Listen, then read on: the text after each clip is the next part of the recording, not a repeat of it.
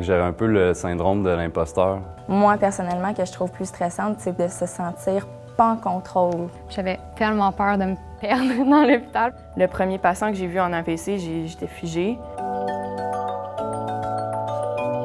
C'est d'arriver là-bas vraiment en étant ouvert d'esprit.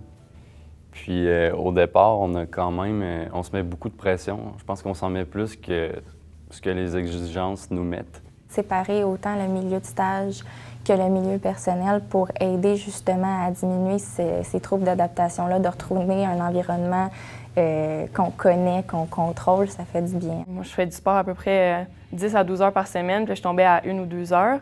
Puis, on dirait que ça rajoute un petit peu à mon stress. Donc, c'était me donner des périodes, m'allouer des périodes, m'obliger quasiment. Fait que ça l'aide vraiment à garder un sentiment de bien-être. C'est important de réviser certaines notions, mais de ne pas en faire une charge d'études à temps plein. Si on est en stage, c'est pour être disponible pendant le stage. Donc, c'est pas non plus pour se surcharger à l'extérieur des heures de stage. Au départ, c'est de prendre position vraiment avec mon patient.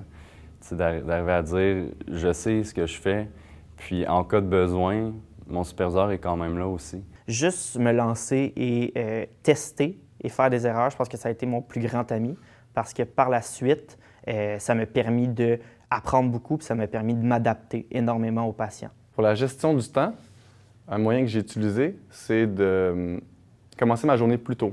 Bien là, je devançais un petit peu mon réveil.